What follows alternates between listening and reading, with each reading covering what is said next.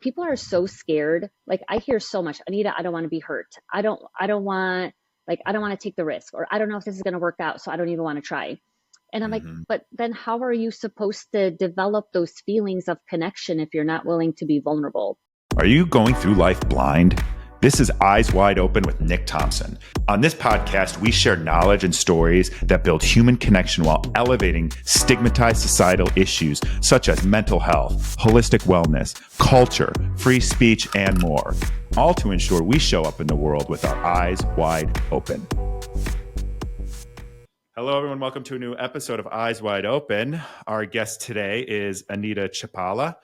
Anita is a licensed marriage and family therapist, a renowned dating and relationship expert. She's the best-selling author of a book called First Comes Us, The Busy Couple's Guide to Lasting Love. She's a writer that's been featured in many mainstream media outlets. She's also a blogger for the $1 Million Matchmaker, Patty Stanger. And she's the founder of Chicago-based counseling practice, Relationship Reality 312. You are also hosting an upcoming singles event here in Chicago. So we'll make sure we talk about that. Welcome to the show. Thanks for having me. It is my pleasure. Funnily enough, you have this dating show coming up, or dating, what do you call it? A singles party. Just a singles event, yeah. Yeah, singles event coming up, which is how we actually got connected, because I was following the bar that is hosting it with you. And then I saw you were hosting it. So I went and clicked and I followed you, seeing that you were a dating and relationship expert, and thinking, okay, let's get as much of this in my feed as I can handle. So that's how we got connected. And we're neighbors. You live down the street, which is hilarious. Yeah, I figured, I see you all the time. So I thought, all right, well, I'm just going to message him and tell him like I see him. And yeah, so I was really happy to connect. And when I like, how did he find out about me? And then I wondered if it was maybe backstory because it's so close to the both of us. Absolutely. Yeah, it was. And I was there, not this last Saturday, the Saturday before that for a little bit, popped in there. And I'd been wanting to pop in there because it's under new redesign, new ownership, all sorts of stuff, which you told me about. Yeah. So it is the same owner. It's just the owner's daughter apparently is now running it. Right. Very cool. It's a nice spot and nice patio in the back too, which is great. But before we dive into that and all things dating and relationships, tell me what's top of mind for you right now today. So I have like 3 clients on my caseload. Not to be too serious, but 3 clients on my caseload right now that are a little tough. So I, like earlier this morning, I connected with, I see 3 couples, and with one of them, I connected with one of the individual therapists. And so we just kind of game planned what, my next couples therapy session is going to look like next week. So we do spend time, therapists do think about their clients, and we always want to do a good job. But it's, kids are at stake. And for couples therapy, I'm usually the last stop to a divorce attorney. So, it's a lot of pressure. Some of those sessions are heavy. I actually do like them because I know I could do a good job, and I am a very direct therapist. So I do feel a lot of hope with all 3 of these cases, but it still can, weigh on me. And then on a lighter note, I do think about the Bears. So I'm really excited for this Sunday. Well, let's talk about that. But I wanted to ask you something. That's interesting that you say you're like the last stop before a divorce attorney.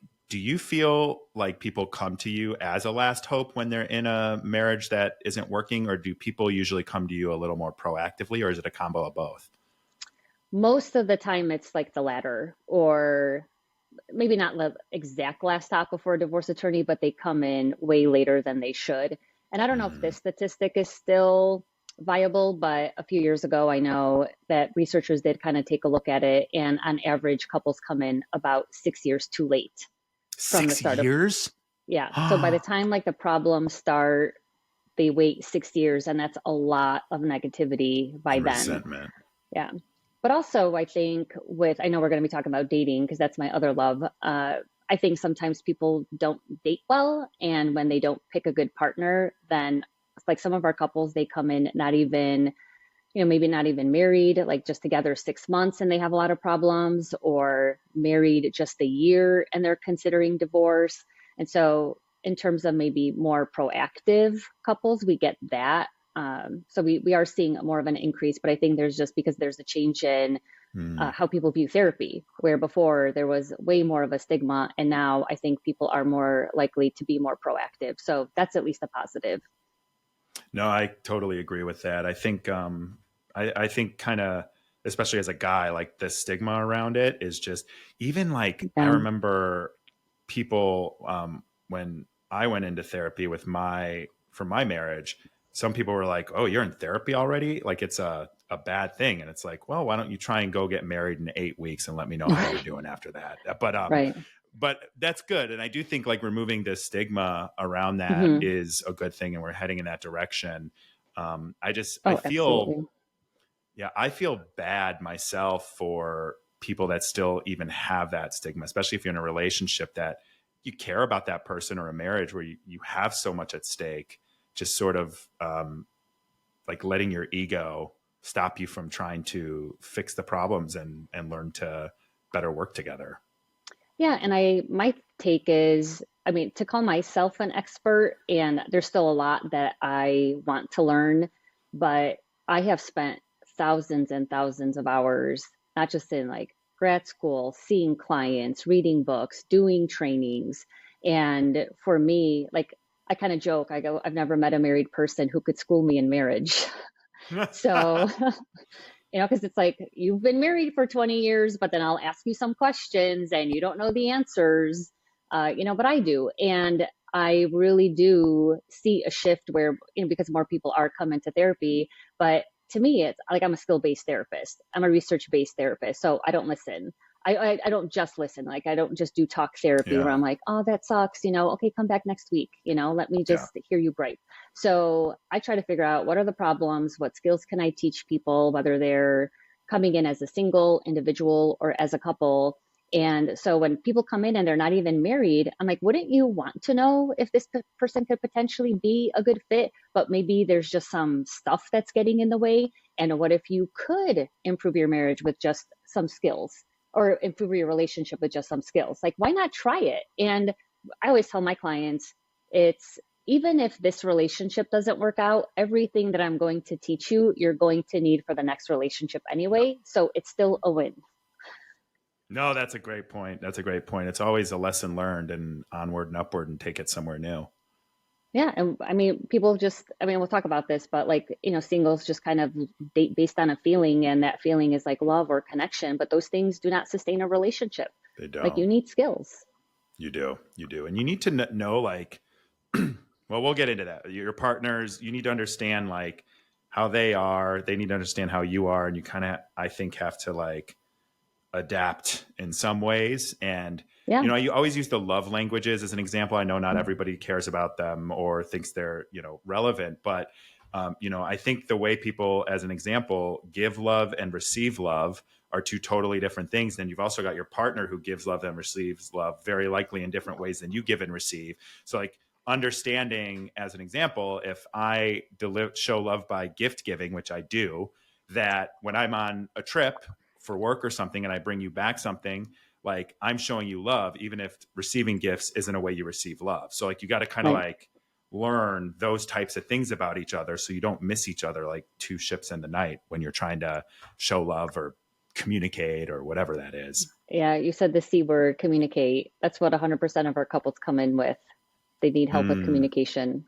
So, but that even that example with the love languages, it's clarifying, right? Or like, because I've dated guys where they would compliment me, but then when I give them a compliment, you could see how uncomfortable they are. And mm, so, we have a conversation about that. Like, why is that? And I'm like, well, I am a words of affirmation person. Like, I think I kind of give all five love languages.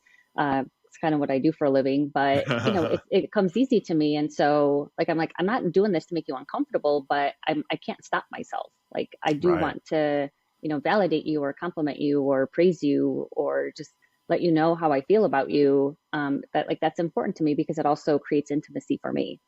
Yeah, literally releases hormones called oxytocin.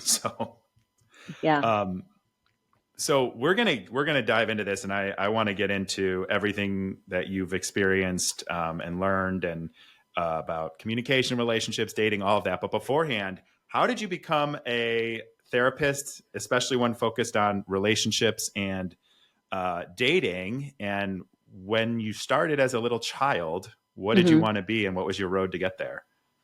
So I think, I mean, when I was like really little, I know I wanted to be one, an astronaut and an archaeologist. So those were like two things that I really just appealed to me.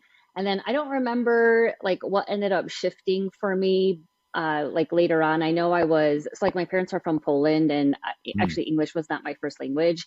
And so I do remember I was just constantly reading books. Like every summer, I would be up until like 6 a.m. when my mom got home from work, and I would be like, "Hey, mom, I'm still up." She's like, "What are you doing?" And I'm like, "The nerd reading," like during the summers. And I just really fell in love, I think, with like the written word. And then somehow, like, I remember she would bring home the Sun Times from work, and I was obsessed with Richard Roper's column. I don't know if you Oh my ever read God. it, but it was like Yes. page 11, and I would read it religiously. And I wanted to be the female version of Richard Roper. And so then this like just string of events happened where I was in high school in English class. We had an assignment that we had to write to a celebrity, and I picked a sports anchor in Chicago of all people. And I was like, I want to be a journalist. And so my English teacher was like, "Hey, I saw you want to be a journalist. Well, I'm going to be the moderator of the school newspaper next year. You want to join?" And I'm like, "Sure." And then by the time I'm a senior, I'm like co-editor in chief. And then, so I was like, well, I guess I'm going to be a journalist. Didn't know where, like, my parents couldn't help me with any of these decisions. So I had to have the support, a school counselor. And I decided to apply to Iowa because they had a really good journalism program. And I applied for one of their scholarships to work at the Daily Iowan, and I actually got it. And so I Oh was like, wow. Were okay, you this has, still doing sports, or what were you no, covering? I was just a general. Like I was just Yeah. doing, base. I just wanted to be a High general school, I journalist. was a Yeah. journalist in high school and college too. And so you just kind of bounce around. I ended up being the editor of the entertainment section because I love Oh, movies, but nice. you just kind of like bounce around and write whatever's top of Yeah. mind. Yeah, I think like sophomore year, I was just a general reporter. Junior year, I was like the copy editor, and I think I was still writing. And then senior year, co-editor in chief. And Nice. then at the Daily Iowan, I mean, I was miserable. I mean, I love the Daily Iowan. I actually went to one of their reunions recently, but it was just not, I don't know, I just like didn't feel like it was a good fit for me. I am a very curious person, but some of those stories that I had to write were so difficult, like having to be intrusive in people's lives when the Mm. last thing they want is someone, getting the dirt. But that's obviously, what made headlines. And so then I quit after a year and then shifted to English, which was the natural kind of, shift. And then I was like, I don't know what the hell I'm going to do with my life. So I actually didn't know for a few years. And then it's like the condensed version. I had like a string of events that happened where I ended up being the president of this like service club, and Teach for America reached out to me because they wanted to have a presence on campus. They hadn't been on campus. And so I was meeting a lot of the core members. I was getting to know about the mission and the values and things like that. And they're like, Anita, you should apply. So I was like, well, I don't know what I'm going to do after graduation. What am I going to do with this Right. English degree?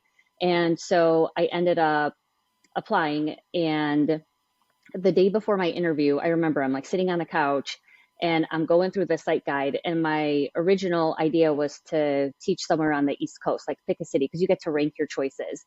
And I was like, oh, Mm. I've always wanted to go to the East Coast. And I like envisioned myself like during fall break, just, driving on the coast. And, I'm like a spiritual person. I'm like, I remember praying and I'm like, where do you want me to do your will? Like, God, like just send me wherever. And Right. I just felt this like kind of sensation in my heart when I saw Phoenix. And so I put Phoenix as my first choice and I got it. And then I end up going to Phoenix. And then I stayed there actually for 3 years, even though Teach for America is a 2-year program. And then, so I was really involved at the church at the time down at ASU, the student center. And there was a woman, they were given a talk on, dating and relationships. So my friends and I decided to go. And I knew I wasn't going to stay a teacher, and I didn't want to be a principal. I didn't want to be a superintendent, but I knew I was pretty ambitious. But I was just like, I don't know what I'm going to do. But I happened to go to this talk, and I'll never forget her, Amy Cooper. And I told her, I'm like, you've changed my life. And so did my high school English teacher. And she was like, oh, I'm a marriage and family therapist. And I'm like, what the hell is this field? Like I had no idea it even existed. Like I Yeah. had no idea that you could actually be a specialized counselor in couples work. And it was just, again, like that sensation where I'm like, this is what I'm meant to be. And so when people ask me, why are you a therapist or why do you specialize in romantic relationships? I'm like, this is my calling. Mm. And, because sometimes they'll ask, like, oh, did you come from a broken home? Like, are your parents divorced? I'm like, no, they're still happily married 46 years later. So Which, by that, the way, would mean that you have like some experience seeing what a good relationship or a healthy yeah, relationship that lasts looks like. yeah. I mean, I have, I do come from a good family. I mean, like, I'm very thankful for my parents and the sacrifices that they made, when they came over from Poland. But I mean, they're not perfect either. I mean, Polish people are sometimes kind of known for having volatile, conflict styles. But so when I started in grad school, I remember everything that I was learning. I would like talk about my parents' marriage. I mean, in front of my my parents, and my mom would just start laughing. She's like, "What are you learning over there?" But but I mean, I do my parents are still married. This like I really have no explanation for why I just like immediately was drawn to this based on that woman, other than like I just felt called to it, and I just did a little bit of research. Checked out a few schools, decided to go to University of San Diego because it was nationally accredited. Had such a great time there. Got my light, or then so I graduated with a marriage and family therapy degree, and by then I had been away from Chicago for 9 years. And so I decided it was Wow. time to come home. Wow. Yeah. That's an incredible story. I love that you just like kind of felt it intuitively. Yeah. I mean, like I am an intuitive person, and I mean, I obviously like an empath because of what I do, but I mean, it wasn't without like a struggle. I mean, I did have doubts about whether or not was supposed to be a therapist because, I left California and I had a really hard time finding a job here. And I was even doubting my resume. And I'm like, I thought I had a strong resume. Like, I mean, I interned actually at a hospice in San Diego during my grad school, and I applied to a bilingual English Polish hospice here. And during the interview, people were like, what is this marriage and family therapy degree? Like, can you do therapy? And I'm like, I just had a year's experience doing exactly what this job is requiring, or like people wouldn't call me back. And, Right. so I finally I ended up being at a place like a township, and then jumped to a group practice. And then I just really wanted to focus on couples, and I couldn't when I had a boss, like, and they were sending me clients that I didn't want to work Mm. with. And so I'm like, I did the kid thing, I did child therapy, I did family therapy, I worked with teens, I have all of that experience, but I just continually felt called to work with couples. And then because I'm still single, I was single throughout the whole time, I was seeing what couples were going through. And a lot of the time, the problems could have been prevented with it, if couples had come in earlier, or they just needed a few skills or whatever. Right. And then sometimes I would ask engaged couples, can you hold off on the wedding? And they would tell me no, because they already sent out the invitations. And just because I was dating during the time, the dating apps were becoming more and more of a thing. I'm like, I really had a huge opportunity to work with singles to teach them the Yeah. things that they needed in order to like pick better partners and to avoid divorce. So that's kind of like how I got to where I am. And I started my own practice just so I could only work with romantic relationships. Right. Which, I mean, that's your passion. That's your passion, right? Like I'm in marketing. I like software marketing. I don't want to do marketing for anything else. I Right. don't think. Yeah. Maybe that'll change someday, but like that's what I like doing. That's what I'm good at. And so when you have that calling, like why even put yourself in a position where you're not doing something that you feel like you're supposed to be doing? Right. And there's so much to learn. I mean, I do feel like I have a lot of knowledge and a lot of experience, but even being able to specialize in this, I think just makes me a better therapist, because I could give Hmm. you 20 best practices for marriages, but ask me, 20 best practices for raising a teen. And I'm like, I don't know, like I'd have to look that up. Right. So it really helps because I know more of my stuff when it comes to how to keep, how to find a partner, keep a relationship going. So you've been doing this for so long at this point. How many years have you been working with couples and dating? So, I mean, I've been a therapist for over 18 years, but I started my Yeah. practice in 2011. So you've been through pre-internet. You've been through. I was thinking about this when I was thinking about what are the things we're going to talk about. So there's dating apps, but before that, there was like kind of social media where I know I definitely creeped on a few people on Facebook, and I Yeah, definitely had a few dates that I got like finding people on Facebook. But like the evolution of it to where we are now, and you've been yeah. through the whole shebang over all these years of working with people. I mean, how is it like what's changed? I mean, you probably talk for 5 hours about that, but like what are some of the big things that you've noticed in your tenure that have changed from the I guess invention of like social media and dating apps? Well, I think one of the biggest things, or like the most common thing that my singles come in for, is that they don't know who is a good partner. Like they don't know who would be a good fit. And so what the dating apps have done is that's why like singles just keep swiping because And they're it's the same waiting. people. It's Yeah, I always the know. same people. I know.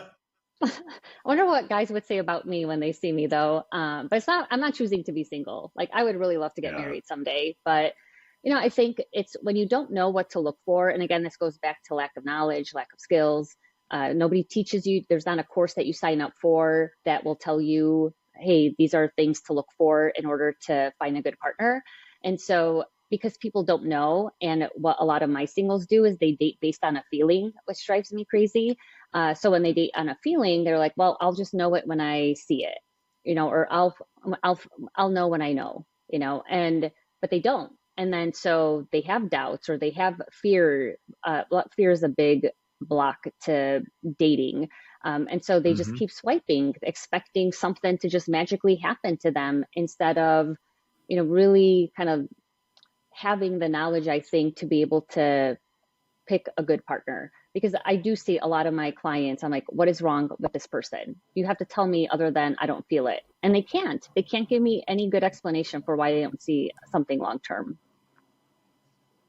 One thing that makes perfect sense, and as I told you before we're filming, like I'm not doing dating apps. I can't imagine at the end of a day or during a day playing those games like ever again.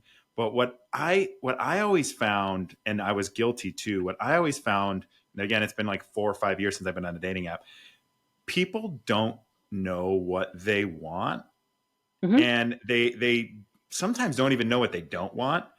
And I think like for me, one of my big things that I accomplished in therapy and several failed relationships was that I kind of was able to hone in to know exactly what I need out of a person. And I can articulate that like the moment I wake up or, at the end of the night when I'm exhausted, like I can tell you exactly what I need from someone. And I don't think people know that. I don't even think they know their own like value system in a lot of cases of what's important to them, what they need, what they can give. Do you think I'm off base there, or do you think that could be like a contributing factor? No, you're 100% correct. I mean, that's part of the work that I do with my clients. Like I do have like a blueprint that I do with them to help them figure out like who's a good fit. And even when we finish the blueprint, I'm like, listen, you're still not going to get everything from this piece of paper. Like you have to pick, like, there are trade-offs with anything, when you meet a person, but like if you don't know what you're looking for, then you are just going to be dating based on a feeling and you're hoping that like lightning will strike and you're like, aha, this is the one, right? Yeah, But it which it doesn't work can, that but way. it's not. Yeah, it's Yeah, not normal. but if you know more of what you want, then also going back to what we talked about with communication. So like I find a lot of my singles, they really don't do the dating process well. And what I mean by that is the whole point of dating, if you're dating for something like a long-term relationship or marriage, is to assess the person as a fit. Most people just rush it. I don't want to waste time. Or, they think they're going to know after a 2 hour date if they're going to be with someone for a while. Like, and so if you know what you're looking for, then your dates are going to be different because then you're going to be asking more appropriate questions to determine, is this person a good fit for me? But, there's a lot of stuff that gets in the way besides not just knowing what you want, like someone's anxiety or basing their worth on whether or not someone likes them. And so my anxious clients, for example, they date as like, I got to get this person to like me and then I'll be worthy. Oh And my so gosh, I despite it know. even being a good fit, or they may not be a good fit, that doesn't matter because it's those kind of old behaviors, those old patterns that kick up. And they're like, I'm going to do whatever it takes to make this work. I'm like, you don't even know if the guy has a temper. Like, what are Well, you and doing? I I'm no guru or anything, obviously, but I always used to tell like my younger friends that I would work with or something that would be in just all of this drama. Be like, when a guy likes you or a girl likes you, you'll know it. You'll know Hmm. that you won't be wondering, why haven't they asked me to hang out? Why haven't they taken me on a date? Why haven't they responded for 3 days? Like, those are just the telltale signs. And it's not you, but that Right. person is not into you, or you are plan B, or you are, you know, not someone that they're willing to invest the time in and the energy, which my biggest critique always of dating, especially since the apps, is that everybody's has this mindset that they're a swipe away from this iconic perfect person that, by the way, they don't even know what that would look like.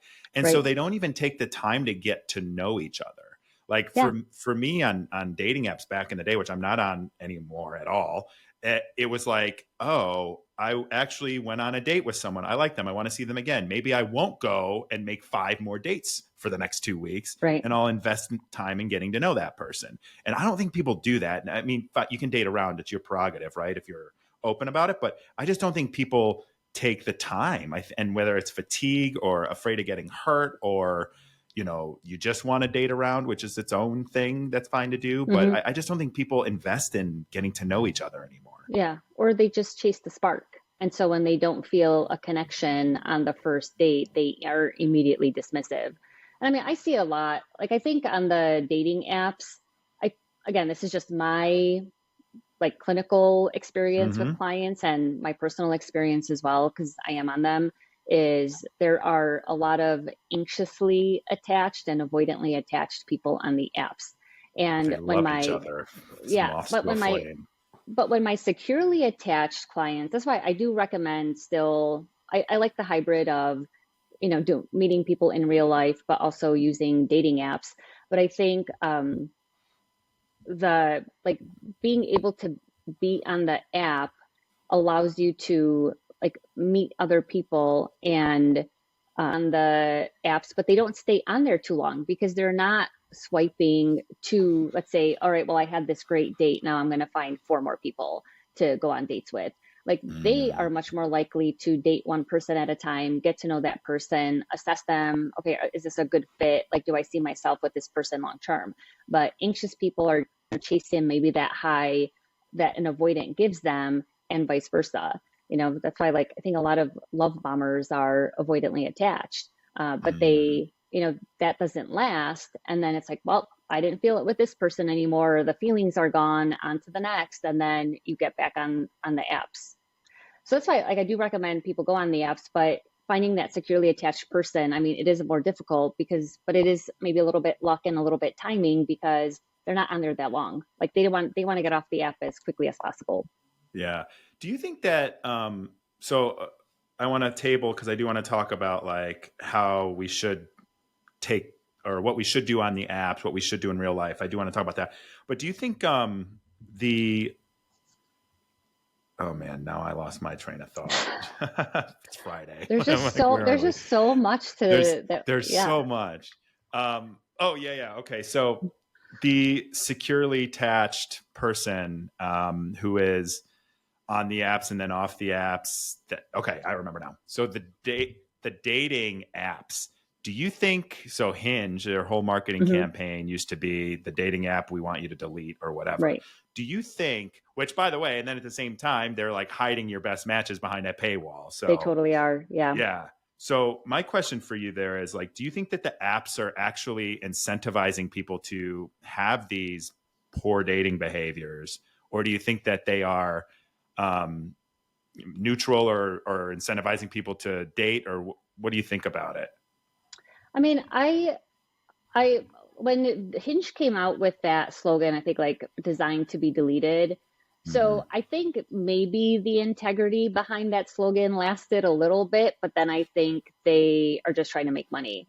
And so Mhm. I think my clients are a little jaded where they're like, why do I have to pay for like an extra rose? Or, I'm not getting any compatible matches. I mean, I know you haven't been on the apps for a while, but sometimes when I see the most compatible matches that Hinge sends me, I'm like, on what planet, Hinge? On what planet do you think this S- is no, like acceptable to seriously. me?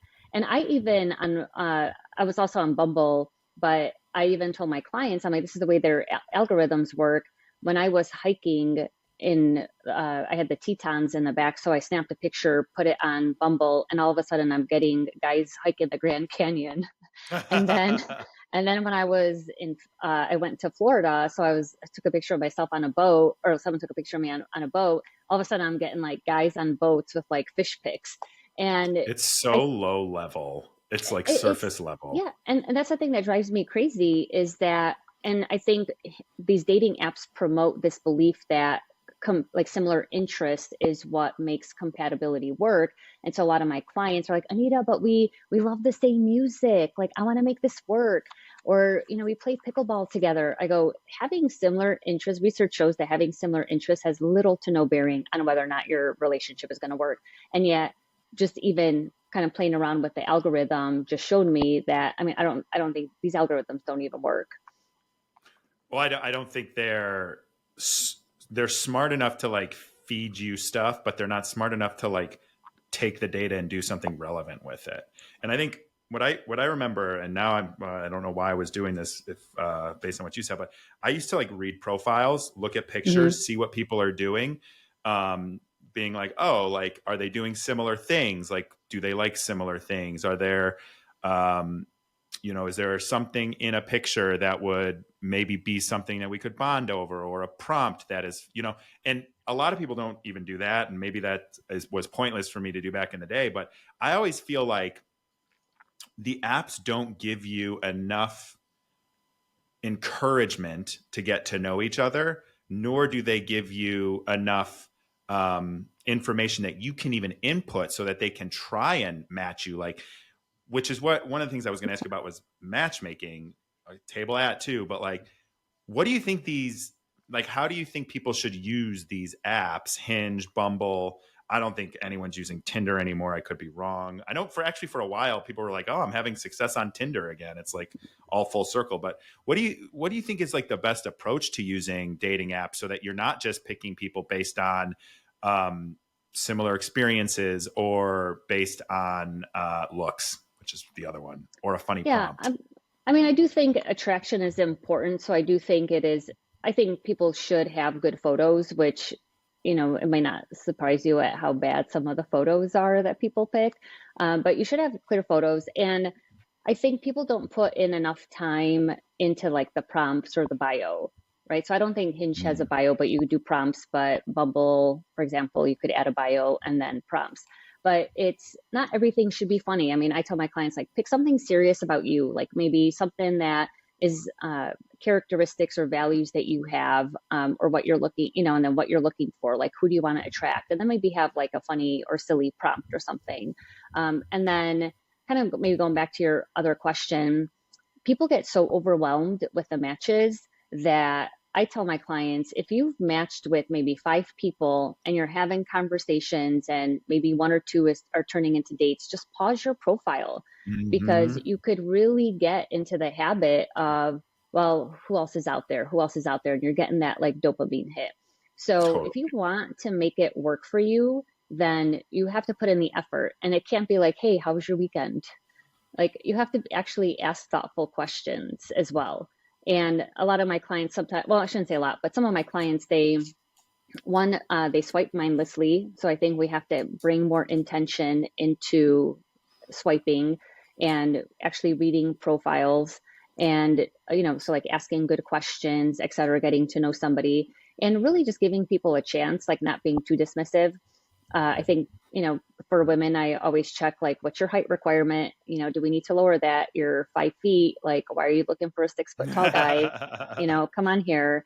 even mileage, etc. Like that one thing I will say about Love is Blind is that, because you don't see the other person, like feedback that when they interview some of the cast members, it's like, oh, this person normally wouldn't have been my type, and that is one thing that I do appreciate about that show is that they do show that people can make a connection and like have a deep connection dating someone outside of your type. And so I do encourage clients to do that.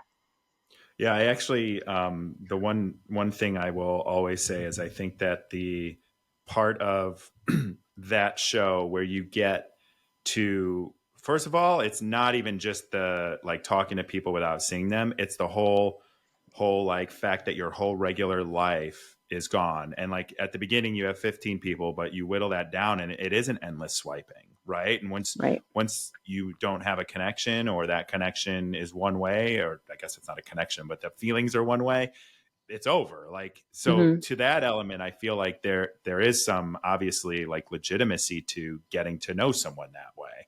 And what I think like with the dating apps, the fact that they give you that endless opportunity, that belief that there's someone just a swipe away, or there's this person who's behind this paywall. If I only had one more rose, it's just this like onset of like more. But really what you're doing is you're burning yourself out. Just like if you look at TikTok too long, or you're burning yourself out as if you were, stuck to a screen too long, whatever that is, like Mm-hmm. you're kind of like doing the same thing when it comes to dating, because these apps, in my opinion, are not giving you opportunity to like really connect with people and get to know people. Yeah, I mean, that's where each person has to take ownership of that. Like, I have a client I'm working with who he's going through a divorce. I mean, the marriage was over a while ago. And even I saw him this week and he's like, Anita, I'm like, it's kind of like you could get addicted to like the swiping, because you want to see like who's the next person that you're going to match with. And I'm like, oh, yeah. Because he said it was very helpful that you said to just pause your profile so that he could Mhm. just kind of let the story unfold naturally to whoever he was talking with. Which Yeah. I think I totally encourage that for anyone. I remember like there was this one point. So I had a little bit of a villain era back in 2018 where I was a total dick and I was dating. I was doing all the things I'm saying are horrible. And but there was like one point where I remember there were like two people that I was connected with, and I stopped and I like focused all of my Hmm. like dating energy on figuring out which one of these two I liked more and I thought would be more compatible.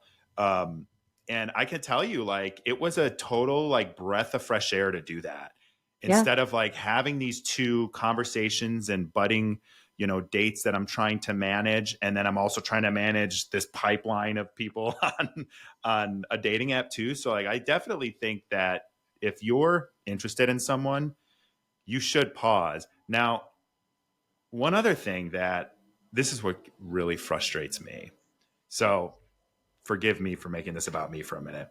Don't go for it. Meeting people in person, Hmm.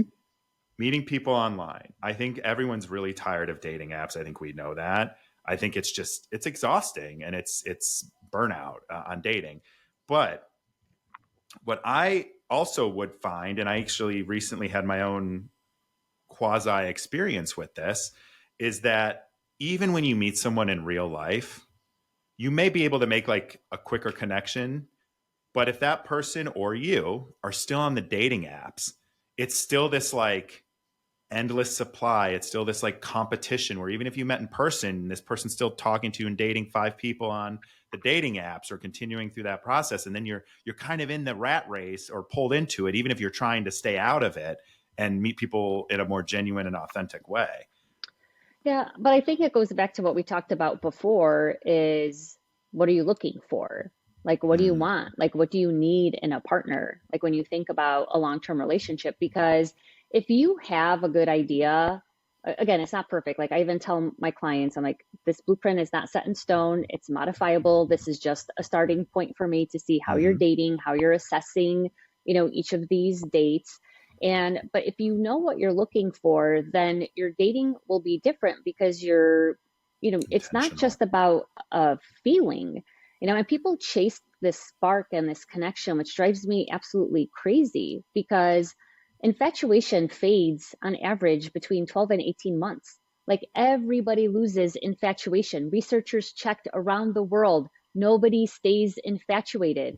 You actually have to work at that. And what people are scared, because I think we might have talked about fear a little bit, but or this might have been pre-recording, but people are so scared. Like I hear so much, Anita, I don't want to be hurt. I don't want to take the risk, or I don't know if this is going to work out, so I don't even want to try. And I'm like, Mm-hmm. but then how are you supposed to develop those feelings of connection if you're not willing to be vulnerable? Like there's no other way to have that connection. And I love like the slow burn. And then like when two people have the foundation of having a healthy relationship, I mean, the sky's the limit, versus Mm-hmm. people who want to start off with like these fireworks and everything is so great. And then they realize, wow, we're not really compatible at all. I couldn't agree more. Fear is that's my reason. And the dating apps suck. But fear is You just gotta, it's all about timing, Nick. I told you, I Yeah. was joking. I'm like, I'm gonna get you on the dating apps before the end of the show. I know. Well, make your pitch because you know what so here's what, You my know what you therapist has should been do? pushing Well, me. I actually told I told Oh, my new client, because he was like worried about getting a divorce again. And I was like, just throw that you're looking for someone securely attached on your profile. And he's like, Anita, I have so many women commenting on this prompt. So, I mean, like you obviously, like, I just think, I mean, a non-avoidant would be one of the best bets to have. yeah, no, that's true. I think like the way I don't want to get hurt again. That's for sure. I think that's probably like if I really think about it, that's probably what's really holding me back Yeah, of from not course. just necessarily the apps, but even putting myself. I don't even put myself in positions where I can meet someone.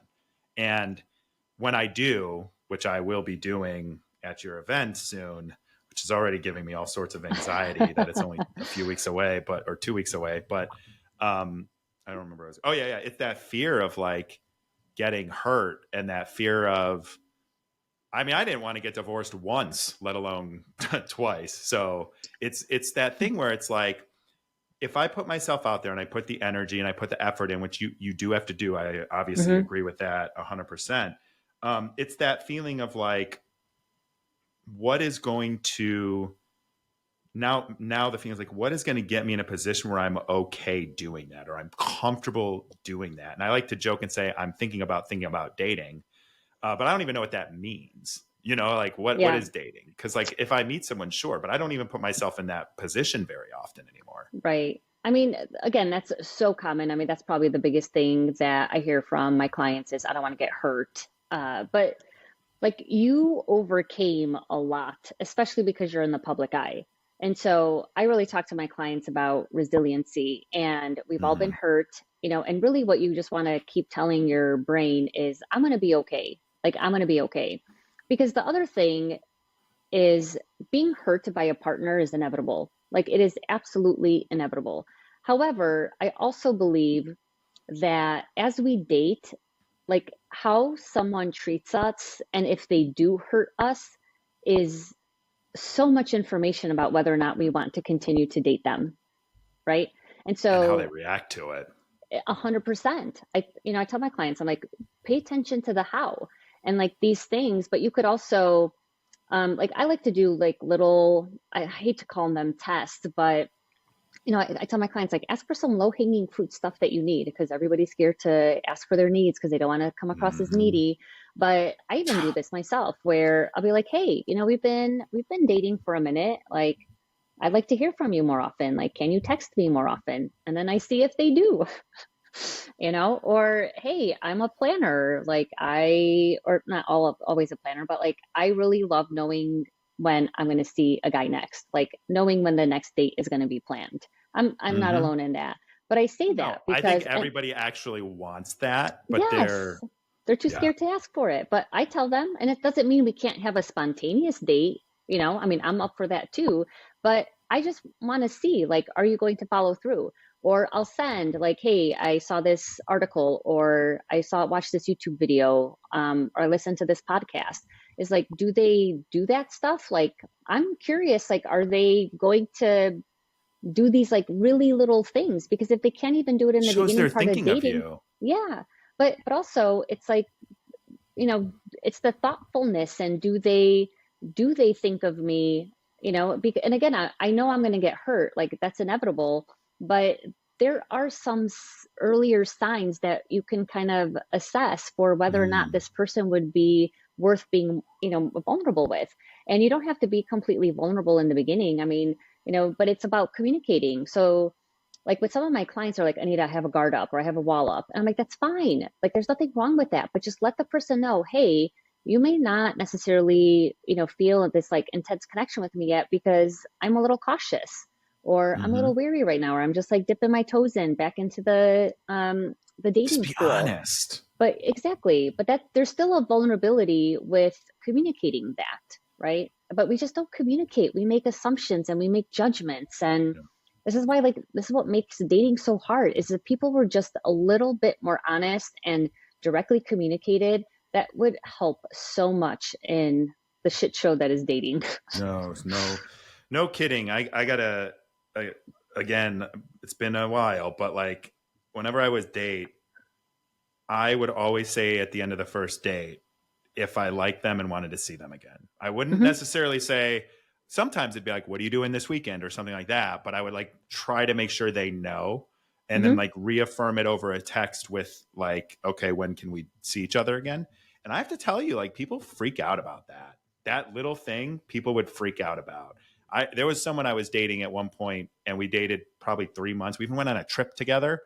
Uh-huh. And I was just like, hey, just so you know, like I'm not seeing anybody else and I've deleted the dating apps. We don't have to label this, but I want to know if you're like on the same wavelength that we're kind of like moving in a direction of not seeing other people. Hmm. That was the end. That was too much. And I feel like those kinds of things happen so often and then people are in their situationships and they're not like actually moving in any direction. They're just treading water and not able to talk about Right. why. But and I mean, I'm sorry that happened to you. And Oh, it's again, I know, but I could see why you would be hesitant again to like why you wouldn't want to date. But to me, you dodged a bullet with that person, because if they couldn't even say something to you like, "Hey, I'm not there yet." Like people have different mm-hmm. timelines. There's Yeah. it's impossible that two people dating are both gonna like fall in love at the exact time, or come to the point of exclusivity at the exact same moment. So if she should have said, I really appreciate you sharing that with me. I'm not there yet. I could use a little bit more time. Mm-hmm. And that's why, like, even with the ghosting, I mean, that really does a Oh, number on my clients. But I tell them these are the opportunities to develop some relationship skills. If you want to have a successful, happy, and satisfying relationship, you need to learn how to handle conflict. You need to learn how to deal with uncomfortable emotions. So instead of ghosting someone, tell them, like, you could say something like, I don't feel a connection, or I feel a connection with somebody else, or I just don't see us as a long-term fit. Like, mm-hmm. do something. I mean, obviously if someone was like abusive or Right, right, right. just unsafe, those don't apply. Like, block away if you want, but these are the opportunities. This is like the low hanging fruit stuff that people could be practicing. So but to me, it's like that person, like, I view it when stuff like that happens, I'm like, you know what, this blew up, or this was so bad, how Right. this ended was so crazy.